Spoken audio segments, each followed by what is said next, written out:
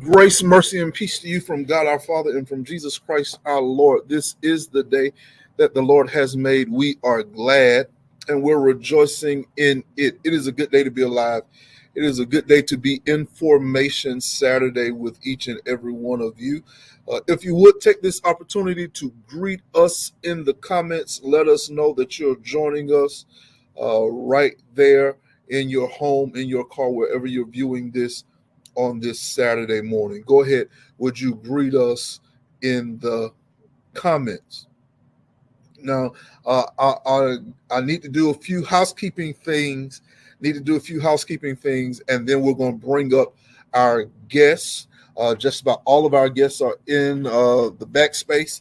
So the first thing I need us to do, I need us to share this with as many people as we can. So I want you to hit that share button right now, so that your community will be able to get in on this conversation. This one is for the ladies. And so next month we'll do something for men, but today rather, we're going to do something for the ladies. We want you to share it. And I want to kind of bring you up to how we got to this conversation. And then I'll bring up our guests and we'll get into this conversation for today. This is going to be about the most spiritual this conversation is going to be this morning. So for Mother's Day, I preached a message about Dorcas. You remember I preached a sermon entitled "What Happened to Dorcas?" And one of the major things that came up in the preparation for that message, in the preaching of that message, was that Dorcas did everything for everyone else, but didn't really take care of herself. And that the people that she was ministering to didn't really minister to her. She was doing everything for everyone else. She did it so much to a friend of mine said she worked herself to death. And she literally fell sick and died. And my question to the sermon was, what happened to Dorcas? How did she get so far in doing for everyone else? Remember, I taught you her spiritual discipline was generosity. Her spiritual gift was mercy, and her spiritual fruit was kindness. That's great. But when she got finished doing for everyone else, what did she do for herself? And I thought it would be great. We still have a guest on the way, but I thought it would be great if I brought in some ladies that would help us have this conversation. So today, I keep saying tonight, today we're going to have a conversation about women and self-care. Now, we have guests. Now, here's the thing. The guests do not know each other, but I have a feeling that they're going to get along perfectly. We have Kelly Daniels. She's in Pensacola, Florida. We have a mental health expert and Miss Elmore. We have Bump Them Kids and Miss Christina. Her husband and I, we went to school together. And so I reached out to these sisters and asked them if they come on and if they would help us have this conversation. And they agreed. So let's welcome these ladies to the stage. Good afternoon, ladies. How are you all? Hello. Good afternoon. Good afternoon. Can you all hear me? We hear you wonderfully. And Miss Daniels is still on her way in. Her computer shut down just as we was getting started. So we know this is going to be a perfect conversation for tonight. And as a disclaimer, I'm being little brother listening in on big sisters having conversation about girl things. Okay. Gotcha. I'm just gonna lead with questions, and I'm gonna let these ladies talk to us and teach us about how this is supposed to go. Okay, I got it wrong. He gave me the wrong one. I already know. I already know. So here's what happened. I reached out to a frat brother of mine for a connection with Miss Elmore. And when I saw her name, I was like, oh my God, he gave me the wrong name. But that's all right. We're going to keep on anyway. and we'll welcome Miss Daniels in when she gets in.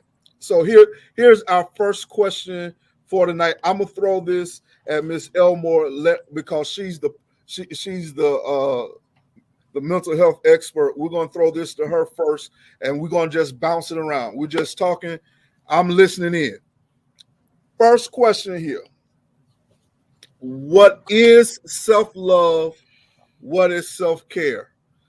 Both of you go for it, but I wanted to give it to Miss Elmore first. I'm taking notes. No pressure. Okay. And so actually when I talk to people about this question, or I ask them what do they do for self-care, or how do they show themselves self-love, especially women, a great deal of people talk about things that they do for other people. While I understand many of us get self-gratification by doing things for other people, but quite so often, especially in the African American community, we put on our capes and we forget to take them off. And when I say cape, I mean that Superwoman cape. You know, we're all walking around with that S on our chest, but you have to hang it up sometimes. And so that self-love is, you have to, just like you have to nurture a baby, you have to nurture a plant, you have to nurture yourself so that you are able to give to other people. And so self-care is important. I don't care what your job is. I don't care what you're doing in life. Self-care is important and should be first priority. To be quite honest, I know that we're taught not to be selfish all of our lives, but self-care and self-love is not selfish. Even I just flew this past week. They tell you on the airplane to put your mask on first and then help the other passengers. Mm-hmm. But we forget to do that sometimes. Now I can talk on this all day. So come on, Miss Christina. Because this is my topic here. Listen, it's mine too. And so, my heart is driven around productivity and self-care because we all know we need it. The challenge is, when is it supposed to happen? Mm-hmm. And so my heart is always aligned with moving the components of your life around so that you can practice better self-care and self-love. When he asked the question, a quote came to mind, something in alignment. I can't remember who said it. I can't remember the exact words, but the picture of it was, we're all born originals, but we die imitations and copies. Ooh. And when I think about self-love, I would have to think about, who am I really that I'm actually loving? Like, who am I? Do I know what I like? I have some clients, they shared that they've been caring for others so long, they don't even remember what their favorite color is anymore. Mm-hmm. Do I remember what I love, what I can do for myself that feels so good that it speaks life to my soul and my spirit? And so I have found that self-love is really embracing self-awareness, knowing what speaks life to us in different seasons, knowing what my limitations are and protecting them, having boundaries, and saying, listen, I'm sorry, kids, you cannot share my cheesecake. There are some days when I can share that cheesecake, but there are other moments where my self-love is saying, this is mine and I'm not sharing it. I found self-care, for a lot of us, we find it to be an action, something that we do, which it can be. But self-care is whatever brings you back to life, just like you talking about plants. I'm a plant lady. You guys can't see them behind me, but they're here. And so for some plants, they want water every other day, or they faint. For some others, you can spritz them a little bit. Others, you can leave them like a cactus and don't touch them at all. And they thrive just that way. And so self-care and self-love means knowing who you are, what you're grounded in, and then what are the things that I need to do to make sure that I'm thriving. Amen. Yeah. Okay. So this isn't the next question. This is kind of piggyback question, kind of dig into this a little more. So where do we begin with self-awareness? Like, how do we start on a journey towards being aware of ourselves. It's just a toss up, but based off of what we said, wearing this S on the chest all the time, but needing to be brought back to life. Mm-hmm. I don't even realize I need to be brought back to life. So how do I come to the place of knowing, hey, I got an S on my chest? Mm-hmm. Mm-hmm. How do I become self-aware of things on that nature? Mm-hmm. Spending time with yourself. That's the first step. I tell people that the pandemic was a blessing and a curse. You know, we focus on all of the negative things that happened, but I think a lot of people got a chance to know themselves during the pandemic because the world shut down for at least 2 weeks. And some people, they didn't like the person that they saw. Or as Miss Christina said, some people forgot who they were. You know, in my first initial session with clients, I'll always ask, tell me about yourself.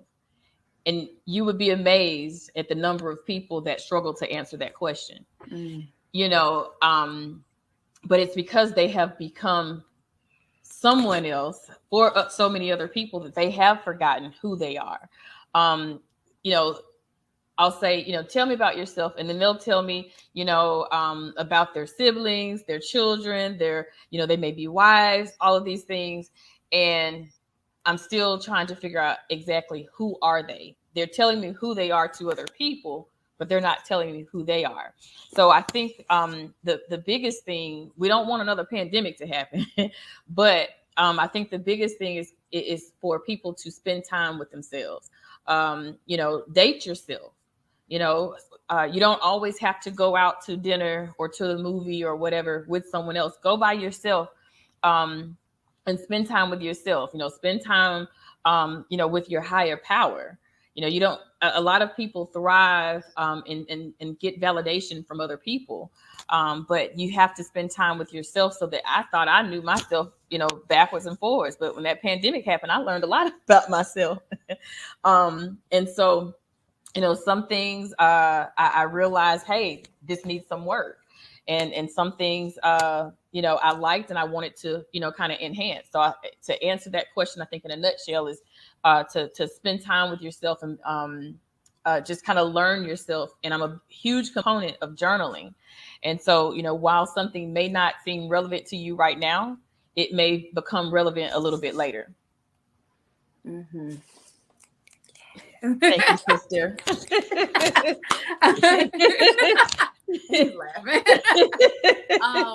You know, when I think about self-awareness, I kind of think of it as twofold. One is what Miss Elmore said about, you know, spending time alone and connecting with God and saying, okay, Lord, show me myself. And then I also fully believe that God also uses other people to increase our self-awareness also. Yes. So when I think about knowing myself as an individual, just me, I share with my community, maybe it was last week or so, we were talking about getting rid of your overwhelm, you know, and I was asking them, what are the signs of overwhelm that pop up in your life? Like, how do you know when you're overwhelmed? And their very authentic answers were refreshing and sometimes scary, right? Mm-hmm. Because there were answers like, sometimes my face starts tingling.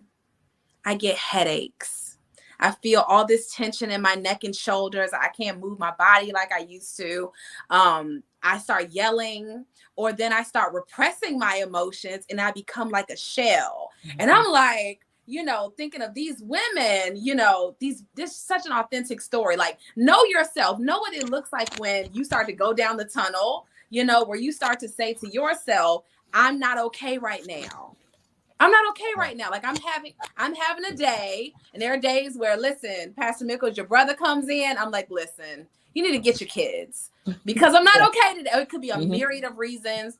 It could be business related. It could be home related. It could be homeschooling related. It could be grief. You know, we just lost Pastor Noble. Like all these things where it ties together. And one day he came, I said, baby, I'm not okay today. I'm saying that out loud that I'm not all right. Mm-hmm. You know what I'm saying? It out loud.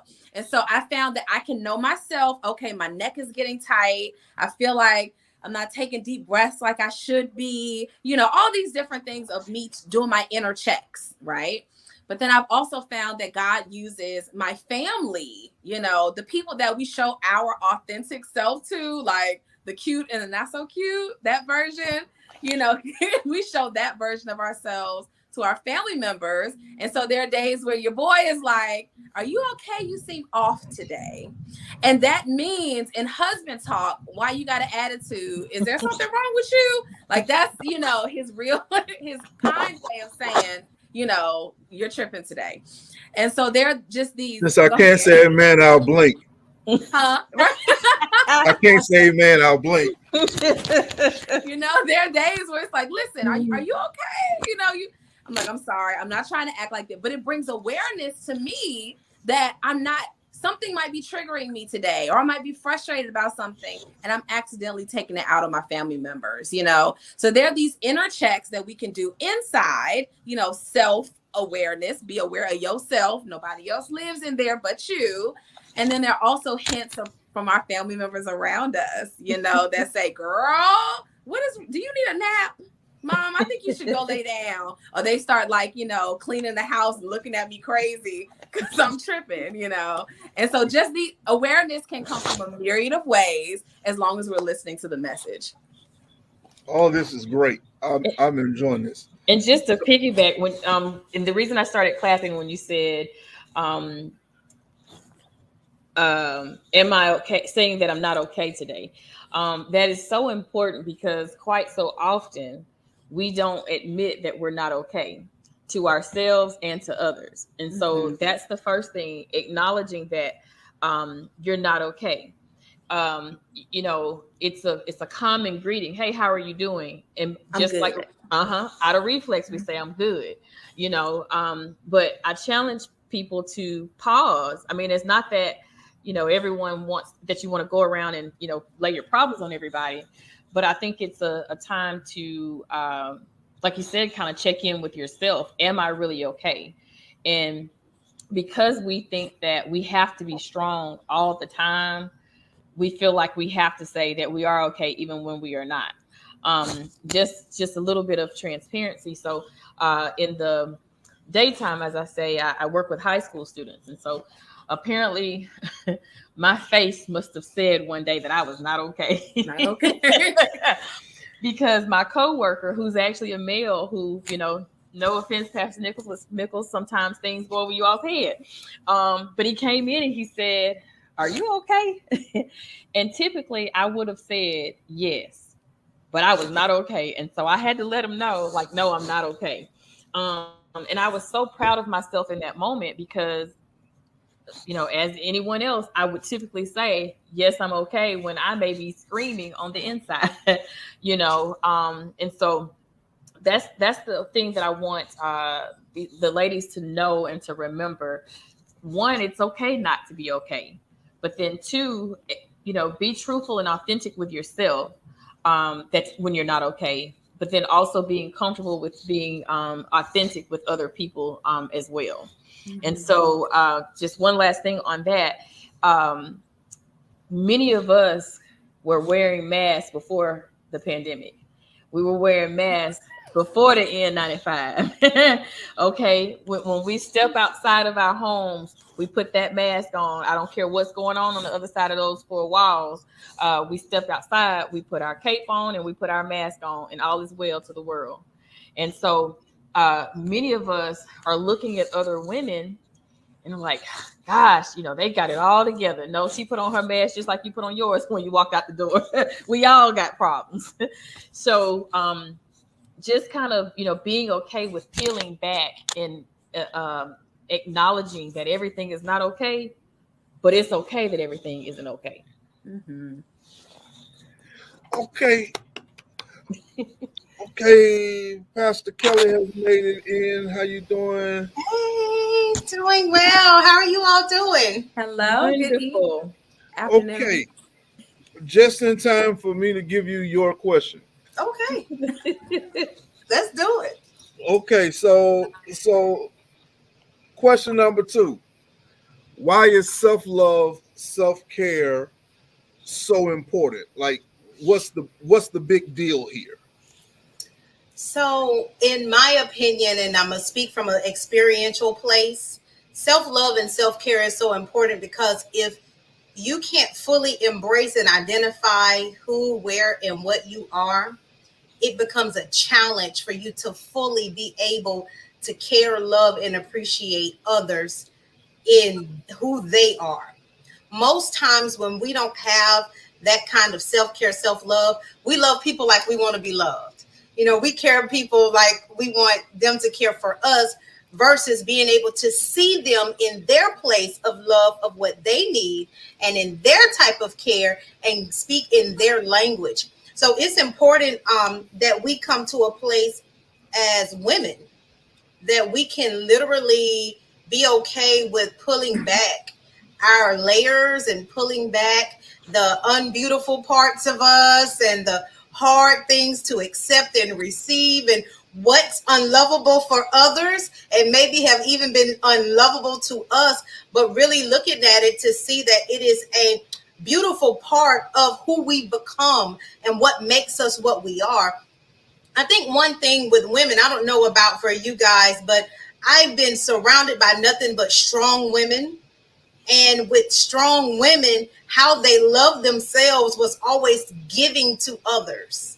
So their language of love was going and going and going. And I can't even say that I've ever seen my mom or my grandma have like R&R. Like I can't even say that I've just seen the nurturing and the mother and the go. So when I started coming through my life journey, I mean, I had some coming and some going, but I was tired. I got mentally tired, emotionally burnt out. I mean, even those who I love and my kids were innocent, I found myself getting certain triggers and I'm saying, okay, wait, I know I'm not mad at everybody, but what's wrong with me? And it came to a place that I actually had to go through a lot of healing. So I'm going to say self-care, self-love is the more that we can invest in the parts of us that, let's just say, don't have the appropriate care. We tend to build more in our stronger places and neglect our weaker places. But when we can direct some attention into those places that are weaker, that makes us more vulnerable and more susceptible and put some more attention to there, have more conversations about that. I think that helps us to build that confidence and that ability to love ourselves more holistically. As a woman, I mean, we go through all types from starting at a young age. So if we never take time to say, okay, who am I really? Not what I've been called, not the title on my name or what everybody has thought that I should be. Who am I? So I can learn to love the me without all of the bells and the whistles. That's the preaching. Come on. Pass the plate.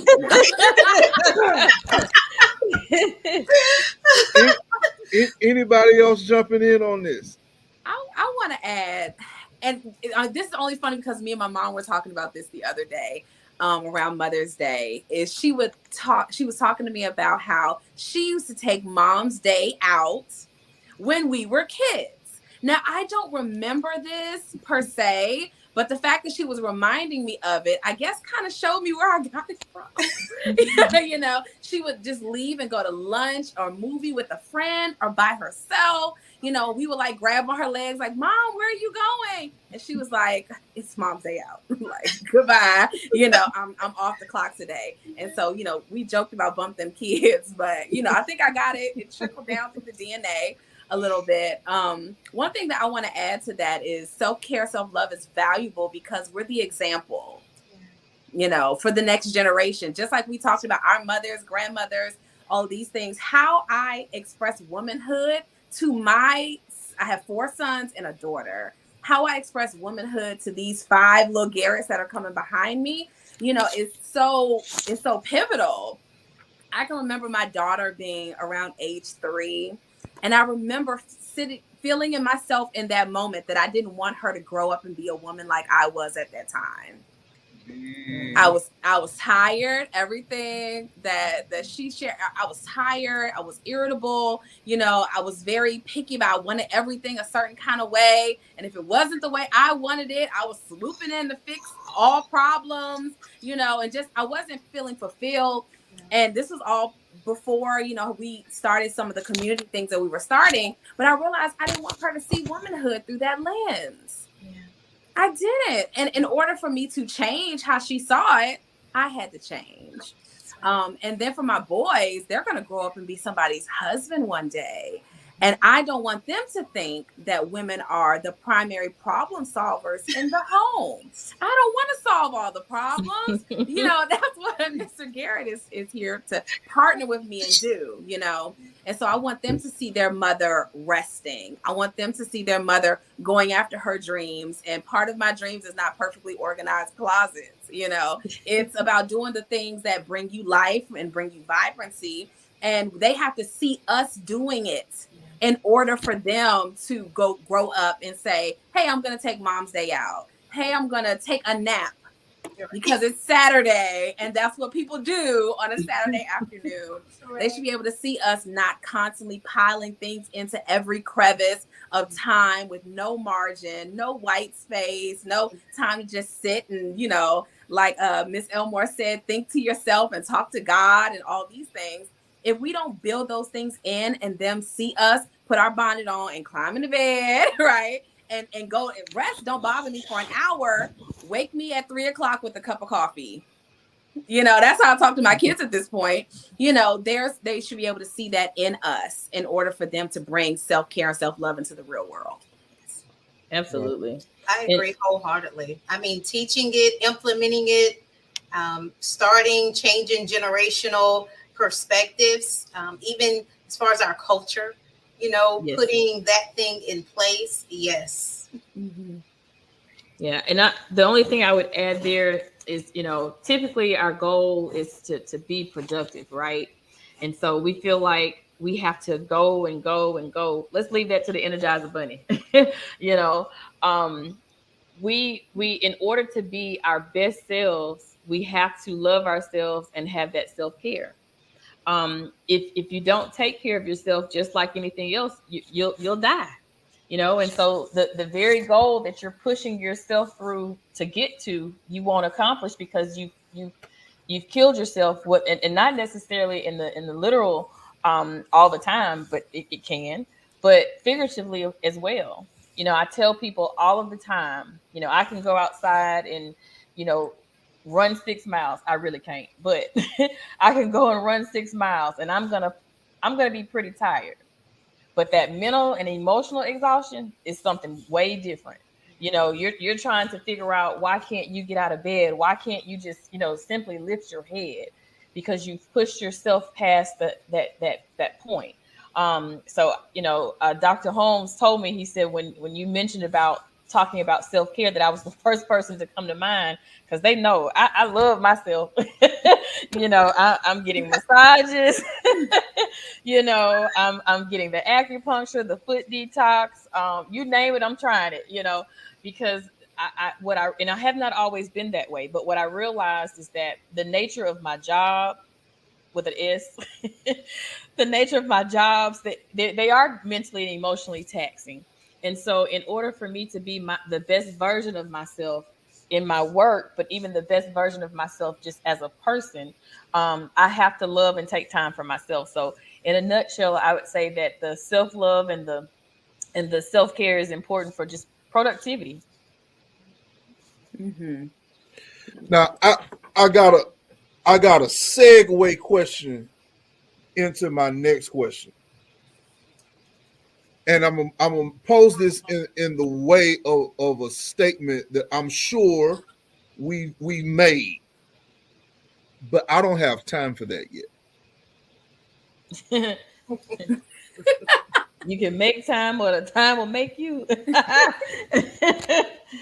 that's the truth. When you say time will make you, I remember, I think it was maybe 7 years ago, I said, I'm gonna put myself into high anxiety to the point that I couldn't sleep.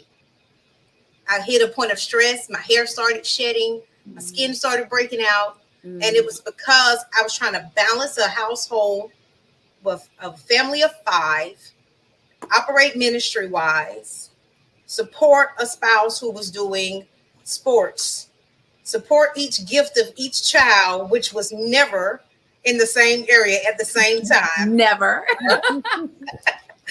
And in trying to stay up and stay on the scene, including cooking dinner and household, I worked myself into a tizzy.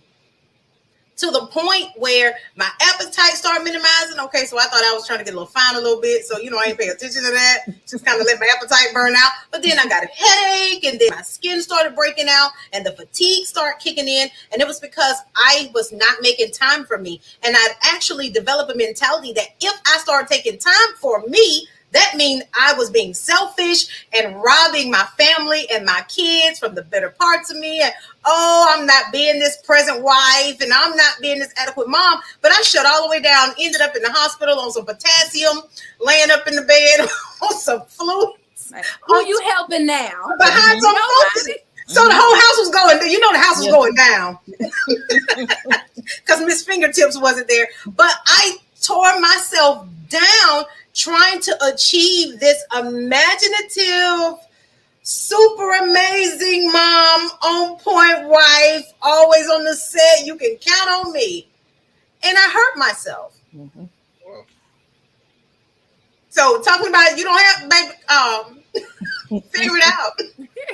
Pay somebody to come do something while you go where you need to go. Pay somebody to do something while you go and recover yourself. But don't harm yourself, because we don't want to put unnecessary stress and pressure on ourselves that cause us to weaken or expire before our time. Mm-hmm. And you said pay someone to do something while you do something else. I'm glad you said that, because in the African American community, especially among women, it's sometimes frowned upon, to do that. But let me tell you something. The best feeling that I had today was I was at work and somebody else was here cleaning this house, and I walked into a clean house. Yes. I mean, I think I shouted before I made it to the kitchen, because it did not look like this when I left home. Thank you, Jesus. But when you have all these things going on and you're wearing all these different hats, you have to be okay with, like you said, paying someone else to do it. Now, I prayed for that lady that she live a long time and that she don't get sick, because Lord knows I don't know what I'm gonna do. Keep her, God. Yes, please. So I'm glad that you made that statement. Oh, it's a shout in there. It's a shout. Okay, I'm sorry. Yeah. Yes, so I'm glad you made that statement. I want to add to the tail end of this to think about eternal perspective. All right. So this is for all the women. Like, I vibe with this conversation. And I say that because, okay, so my thought is to delegate. Okay. A lot of times we say we don't have time. That's probably true, right? Like you're looking at your schedule, the pastor over here to my left, she said, listen, I was doing all the things. I got this husband, I got these babies, they got gifts, I'm in ministry. All these things are happening, whirling around me. When I sit and look at this calendar, there are no empty spaces. I'm looking, you can tell me whatever you want to, 3 fly ladies on camera. There's no space here on this calendar, right? And so, and opposite of that, I want to give some perspective on how to undo it. So, number one, if you're married, right now, you dating, there are some things we just cannot delegate, okay? Some things you just cannot give away. Number one, if you're married, you cannot delegate loving on, cheering for, hyping up that fly brother that God gave you. You asked for that, right? If you married, you dating, that's a different conversation. I'm talking about I'm in covenant relationship with this person, right? There's some things that unless you're in one of those polyamorous relationships, which I don't think they're listening today, unless you're in one of those relationships, there's some things that only you're supposed to be doing, sis. Right. We're in mixed company, so I'm gonna let us fill in the blanks. Right. All right. That's number one, right? I can't delegate that. We'd be very upset if that got delegated. Amen.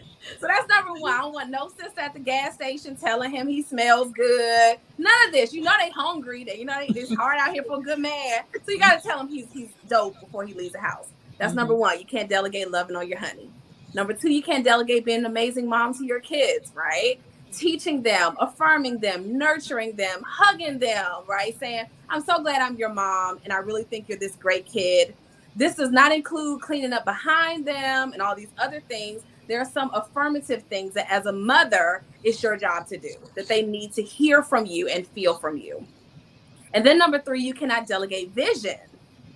A lot of us, we have hopes, we have dreams, we have things that God wants to do in us, but we're looking to other people to validate that. Yeah. God gave you the idea. You need to sit with him and figure out what the next step will be. And then you can, bring somebody else on to run your social media or be your virtual assistant or some of these other things.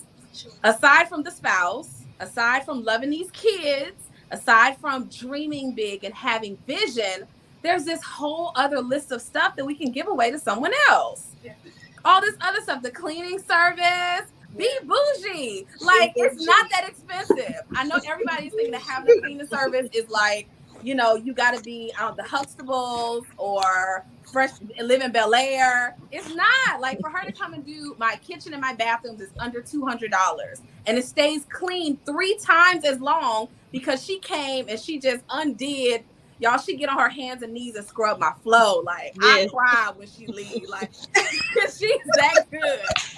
It's not as expensive as you think it is. It's something that you can have. You can have a virtual assistant for $10, $15 an hour, right? That if they're going out and getting you, my lady, she looks for events for me, speaking engagements, follow-ups on certain things. If I make $1,000 from paying her $20, why would I not pay her $20? And it's something that I can go homeschool my kids, right? Mm-hmm. I'm over there doing what only I can do while she does stuff that's tied to the vision. And so some of us, we get so, enamored with doing all this stuff. I think it's tied to, we're going to let Miss Elmore work through our trauma and generational stuff and all these things. But I'm here to say, just call the cleaning service tomorrow and see how much it costs for them to come in. Some of our ladies, they're regular women and they hire chefs to feed their family. They're regular. They're not doing anything, but it's around the same cost for them going to the grocery store every other day, spending hundreds of dollars to feed their family dinner. They get their time back. They get their joy back. They got their peace, so you can trade it out. Learn to delegate. Absolutely. So that kind of pushes us over into question number 3, which I was going to give to Lady Chris. So might as well. What are the benefits of practicing self-love and self-care? So we're already there. Might as well keep going. Oh, well, I would say some of the top benefits are being the example for the next generation. And then I don't want to have to suffer through until my kids leave home. I went to a pastor's wife event, right? Pastor's wife event. And I think I had to take my 3 small kids with me at the time. I think maybe they were 4 and my twins were 2 or something. And of course they're sitting on the floor and they're wiggling. And I'm just like, why did I come? And, and one of the past lady that was facilitating the workshop in that moment, she was talking about seasons of life. And she looked at me and she was like, oh, honey, you're going to be in that season for a long time. And I almost broke down. Because I was so worn out. I was so stressed. Like,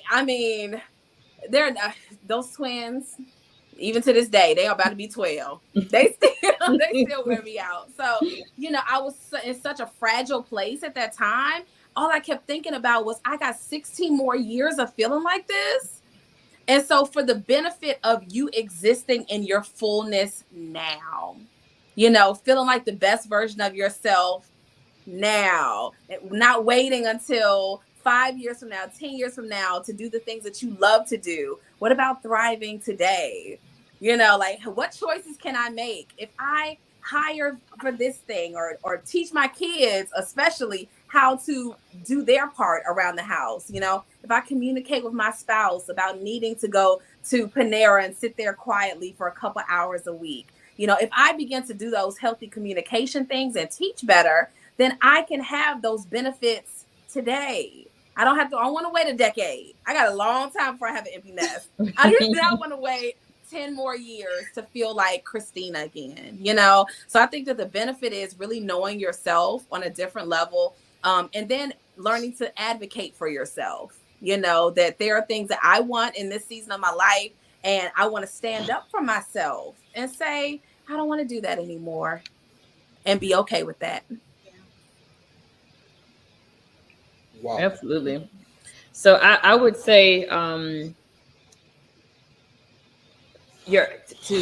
have your identity back, because as we kind of have stated several times, we often get lost into who we are to other people, and we forget who we are. You know, we engulf ourselves as a wife, we engulf ourselves as a mother, we engulf ourselves in whatever our profession is, we engulf ourselves in the community, all of those things. And then when we're asked the simple but complex question, who are you? We can't answer because we've lost ourselves. And then the other thing is the B word. And no, it's not the one y'all are thinking. It's boundaries. It's boundaries, setting those boundaries. And, you know, that seems I love my bleep button. Well, you know, like I'm muting her. Like when you called and said you were Pastor Nichols, I knew what time it was. So, you know, I censored myself. I do when in Rome, do as Romans do. But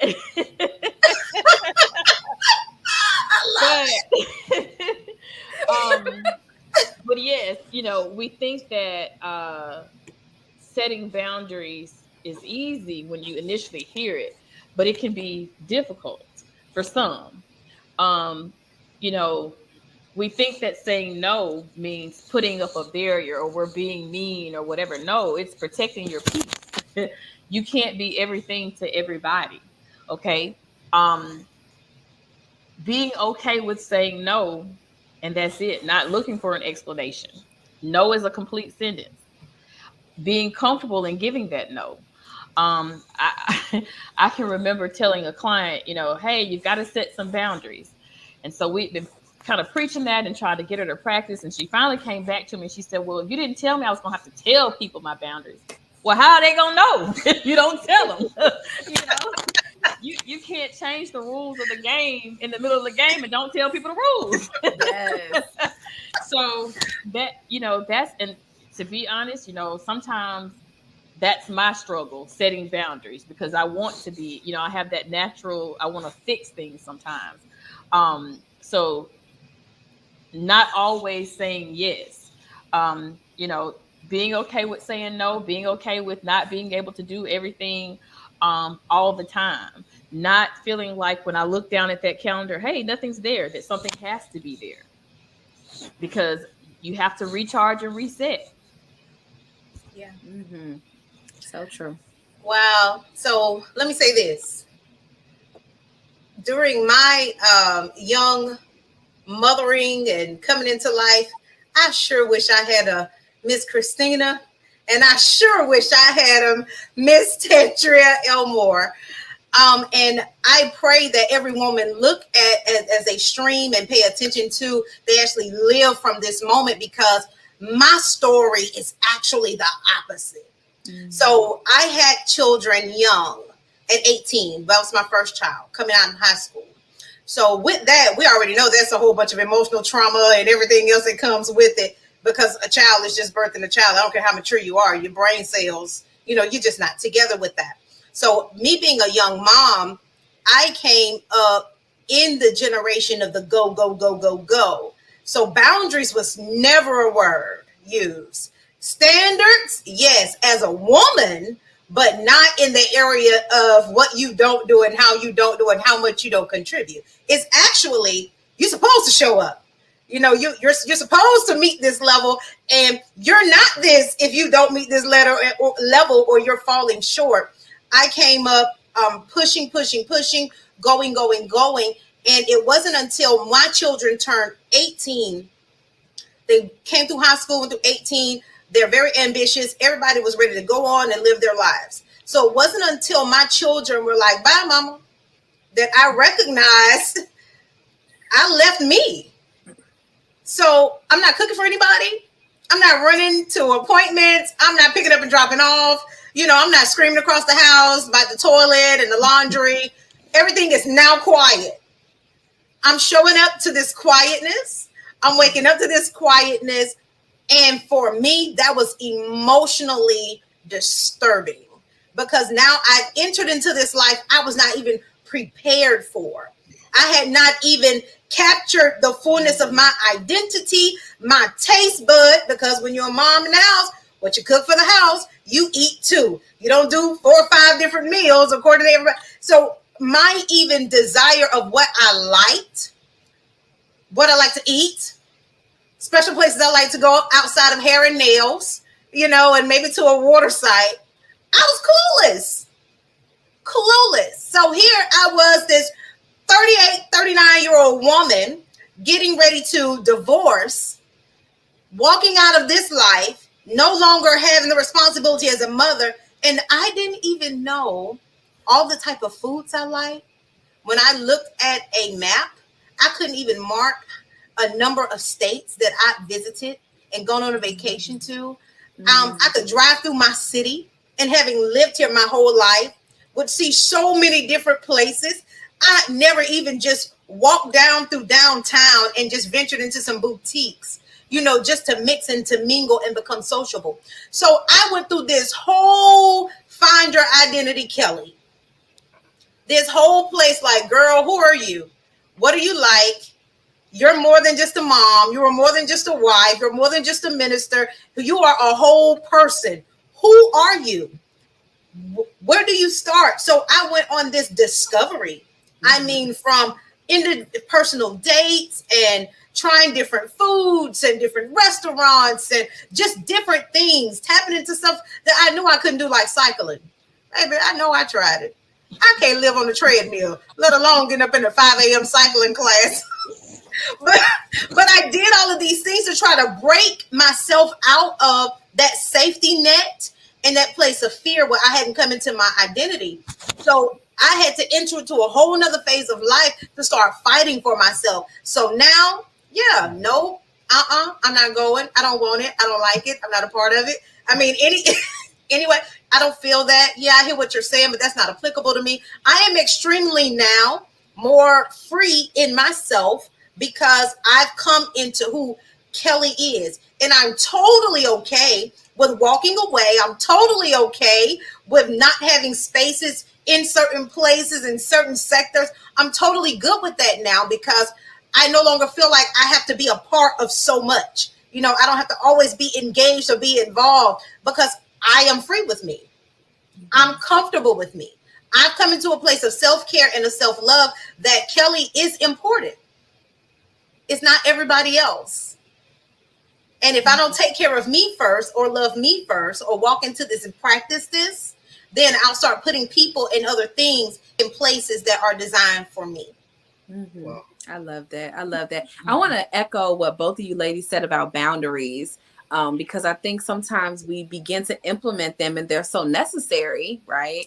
But then we forget that after we turn off this live, after we come back from our self-care moments and conferences that hype us up and all these awesome things, after we come back, you know, you go to Women That Are Loose, you all loose, and then you go back home to your house and your family's still bound. And you're like, y'all have not changed. I have changed. I have grown this weekend, and y'all are still the same. And so I want to make sure that we emphasize that it's good to give your family patience and grace, okay?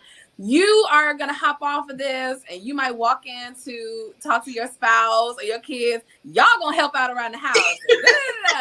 And then you tell your husband, I demand a virtual assistant. I demand a chef. And he'll look at you like, hold up. You sis. Crazy. Don't you get on that call no more. This is the woman I am now. I am loose. I have boundaries. I have team self-care and all this stuff. So it's vital. Please take all the tidbits. But then remember, we have to give our families patience to adjust to the woman that we are changing into. You know, some of us maybe Pastor Kelly, at one time she was quiet, maybe not, but I'm using you as an example. You might have been quiet, right? And then you came out, he said maybe a little bit. You might have been quiet, and all of a sudden you're like, God has spoke to me, and I am ready to preach the gospel to the nations, right? And everybody in your life is like, but I've always known you to be this person, right? So some of us, we've been running around, Superwoman cape on, saving everybody, and now all of a sudden we want to take it off, throw it in the trash, but everybody is still used to the old version of us. So please give your family patience, sit down and talk to them, say, hey, these are some changes that I need to make around the house. You know, hey, babe, is there any way that let's look at our budget and see if this is something that we can do? I know you tired of the floor being messy. I'm tired too. We both work. Maybe we could and he's probably going to be like, you know what? Listen, our cleaning lady came and he was like, can you do the whole house? Like he knew. Y'all, he knew. My business started picking up. We had more kids. It was like, baby, I can't work, do the business, which is a lot of this talking and coaching. I can't do this and keep a spotless house and homeschool 5 children. Ooh, Jesus. So I know you don't care about who mops the floor. That's right. So is this something that we could work? And he was like, absolutely. You're gonna have more energy for all the things in the house. Everybody was saying, I would love to have somebody complain, right? But we got to have these conversations, because if we don't, we're going to feel like unappreciated, disappointed with our families. Y'all all need to just move out because you don't value me. We're going to go down the hole. Come out of the hole, sister. Come out the hole and have the conversations and just give your family a chance to get used to you not wearing the cape anymore. Yeah. Absolutely. I like that. Yeah. Which actually, I was thinking of this question. You kind of just pushed me right on into my question. It's not my last question, but it's a good one. So how do we as husbands and children and support to wives and moms and women, how do we support you in this kind of a journey? Where do we start in the support of something like this? You just said you need to give us patience and grace. We accept all patience and all grace. Okay, we're not jumping over the fence immediately. Yes, but we're opening the door little by little by little. How do we start making that transition?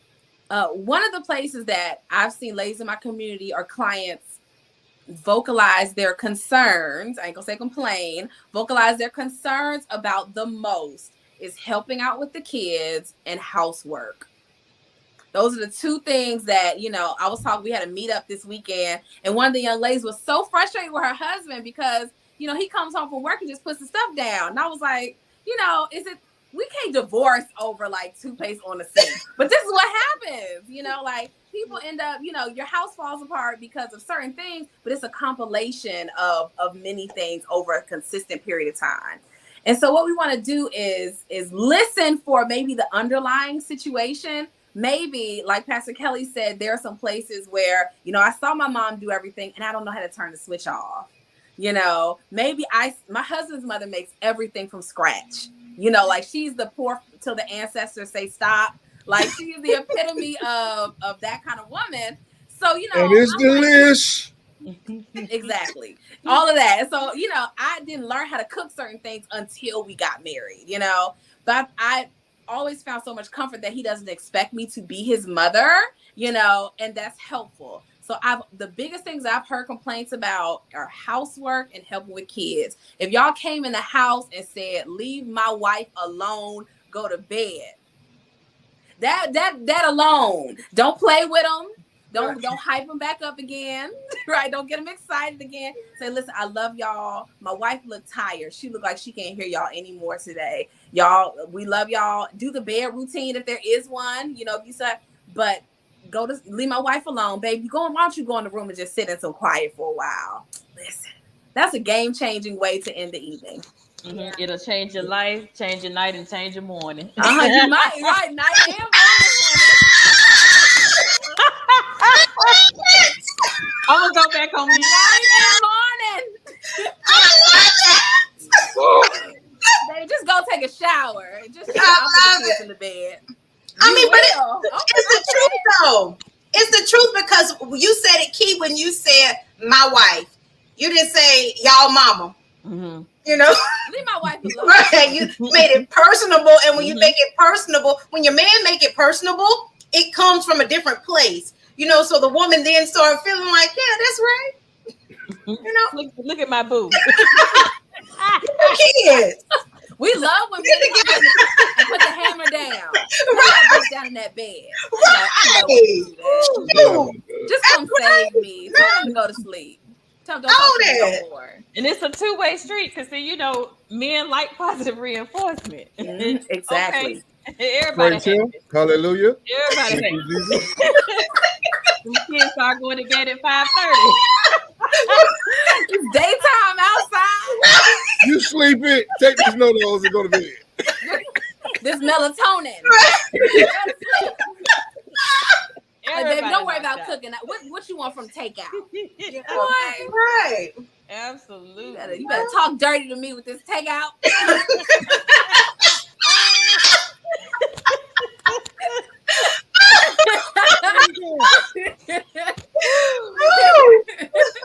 Have mercy. Keeping it real. Man, we gotta ride out this life. Seriously. We gotta make it through these kids, man. Seriously. Team, baby. What am I doing? Steve just come off that fan and she like, ooh, just take out and send the kids to bed. That's a foreplay. It was the DoorDash for me. She said DoorDash. Oh, okay. All right. Wrong now, y'all. Let's stop. We got one more question. It's a toss-up. Whoever jumps on this one, it's all on you. The last question for the night, for the day. How do I start my self-love, self-care practice? I done heard you guys talk about why I need to do this. So how do I start? Where do I begin? Just do it. That's my answer. Just do it. I think for me, it's just what Elmore said, is making a decision and just starting. You know, and your start could be a small step, but it could just start with the conversation. It could start with your ideas. You know, it could start with you trying something different, you know, something small, but just to begin to recapture you. Mm-hmm. I love that. My suggestion is to do a time audit. Take a moment. Look at where your time is going. Where is it washing away? I have had to catch myself in the mornings going into wash dishes, for example. And I will say, I am not paid to wash dishes, nor is this my job anymore. It's the job for my older children. Why am I doing stuff that is not my job? I got to catch myself, right? Because there are 3 things we can't delegate. Loving your man, affirming your kids, and having vision. There's some things that only I can do. Dishes is not part of that. So some of us if you want to start a practice, take a moment and just look at your time. Where's your time going? And are you doing things that you could pay somebody else to do? Even if it's your teenager, $5, you could pay them to do something, better than normal, and that frees you up to have time to have a self-care practice. Wow. Yeah. So those are all of my questions, but what I'm going to do, I'm going to go around the circle, and whatever you want to tell the ladies, I really think this has been beneficial and helpful. Whatever wrap it up stuff you want to put on this, I think I'm gonna go alpha. So we're gonna start with Miss Christina. We're gonna go to Kelly, and then we're gonna let the professional wrap us up with Miss Tandrea. So let's go around the circle, close us out, give us some final thoughts before we wrap up for the day. Well, Pastor Mickles, thank you for having me. It's been a joy, especially to meet some ladies that were outside of my network. We're gonna have to key some other time. For everybody that's watching today, I just want to encourage you that you can make a change. You don't have to live surviving for the next 5 years, 10 years of your life. You can make a difference today if you so choose. And I would love to just connect with anyone. My last name is Garrett, Christina Garrett, and I'm on Facebook and Instagram at the Mamathon Diaries. Love it. Well, it too has been a pleasure meeting you wonderful ladies, and thank you so much, Pastor Mickles, for extending this opportunity to share. I'm wanting to just make it this simple to you ladies. Anything you want to do, you can do it. As long as you're breathing, you have an opportunity. You're not stuck. You just got to make a decision. There's so many resources. There's so many doors that you can open up, and there are people that will actually help you and walk step by step with you in order for you to gain the momentum. You're never by yourself, no matter how old you are, no matter what your stories look like. None of that stuff matters. What matters is where you are right now, where you want to go, and what you're willing to do to make it happen for you. So just know, just as you've heard from all of us, and if a woman like me can be 41 years old and step into a new place of her life, I promise you, you can too. And you can find me on Facebook and or Instagram, and follow me for Transcend, which is talking about living beyond wherever you are. Tell them about Ugly Bar too, so if they come. So I am a licensed esthetician, and my business is called Ugly Beauty Bar. We're located in Pensacola, and yep, the name is Ugly Beauty Bar because there are some ugly things that have happened in our life, but it does not rob us from the beauty in who we are. And we do skincare and motivation for men and for women, just to tell you, hey, whatever your scar is, I don't care. Let's pull the beauty out of it so you can live forward. Mm-hmm. Wow. I love it. So just a couple of things. I want to say thank you for giving me the opportunity to participate with such a dynamic group of women here. I hope that I didn't cut up too bad and I'll be invited back. Absolutely. But just a couple of things that I want to leave with the viewers is that one, you can have a pastor and a therapist. I suggest it. 2, perfection only exists in the dictionary. That's something that we often strive for, and it's a great recipe for anxiety and depression. So leave it in the dictionary. Your 100% may not look the same every day. You may be at 100% today, and tomorrow your 100% may look like your normal 80%, and that's okay. And I think the last thing that I would want to leave with everyone is, and it kind of ties into your question of, how do we start the practice of self-care? The smallest change can have the greatest impact. And so if you just remember that, you start with the smallest thing, and then you just gradually increase your self-care. There's something for someone to do. If you only have 2 minutes out of the day, if you only have 5 minutes, 10, 15, 20, 35, and before you know it, you're taking a whole day, or you're like me, you take a self-care week. My supervisor told me, he said, you're the only person that celebrates your birthday a whole month. I said, well, hey, I've decreased it. It used to be the whole month. So, finding time for yourself so that you can be the best version of yourself. Wow. Pastor Mickles, before we sign off, I want to share a resource. Hold on. This book, I've been teaching out of this book for the last several weeks to my community. It's called Take the Day Off by Pastor Robert Morris. He wrote The Blessed Life and a whole bunch of other, really great books.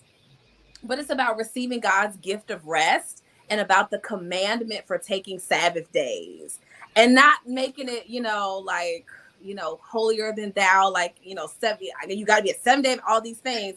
But he talks about how learning to rest is a sign of learning to trust God's faithfulness. And it has changed my life. Literally changed my life. So if anybody needs a good resource, it talks about emotional exhaustion and symptoms of that and a lot of things. the ladies in my community have gotten a lot out of it, and I wanted to make sure I suggested this because I'll be talking from it later. But it's a really good resource. Thank you. You know we love books around here. We love books around here. Just a little. Yeah, we love books. Okay, and I wanted to make a comment based on Miss Elmore. You can't have a pastor and a therapist because your pastor has a therapist. He better. Yeah, your pastor has a therapist. Mm-hmm. And we love all of these ladies. My longest relationship is with Miss Kelly Daniels Freeman.